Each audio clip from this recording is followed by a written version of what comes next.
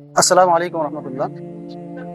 আজকে যে বিষয়টি নিয়ে আমরা এখানে এসেছি, একজন দুস্থ দরিদ্র ব্যক্তির পাশে আমরা দাঁড়াবার চেষ্টা করছি এবং দাঁড়িয়েছি অনেকটাই। আমরা সকলেই জানি যে রাসূল সাল্লাল্লাহু আলাইহি ওয়াসাল্লাম বলেছেন, জান্নাতি ব্যক্তিদের যে সিফাত বা যে কর্মগুলোর কথা বলা হয়েছে সেটি হচ্ছে একটি হচ্ছে ইতআমুত আম, কোনো দুস্থ দরিদ্র ব্যক্তিদেরকে খাদ্য প্রদান করা।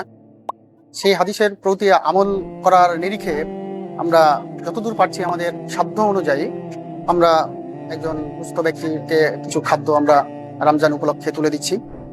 এবং আমি অনুরোধ জানাবো সকল ফেসবুক ভাইদের, দেশে প্রবাসে যারাই আমাদের এই ভিডিওটা দেখছেন, তারা সকলেই আমাদেরকে তাদের সাধ্যমতো চেষ্টা করবেন সহযোগিতার হাত বাড়িয়ে দিয়ে আমরা যেন আমাদের মতো করে এই মহান একটি কাজকে যেন আমরা আরো একটা উন্নত জায়গাতে যেন নিয়ে পৌঁছাতে পারি। তো আমাদের যে যে মালগুলো আছে সেগুলো আমরা একটু দেখে নিব। আমাদের প্রাথমিক কি কি দিচ্ছে হাসান দিচ্ছে। আমাদের রয়েছে একটা লবণের প্যাকেট, তারপর রয়েছে আমাদের আটার প্যাকেট, খেজুর রয়েছে, তারপরে আমাদের রসুন রয়েছে। এক কথায় আমাদের মানে মানে এক সপ্তাহের একটা সংসারে মোটামুটি রমজান মাসে এক সপ্তাহ যাবৎ যা যা প্রয়োজন সেই প্রয়োজনীয় জিনিসগুলো আমরা এখানে নিয়েছি।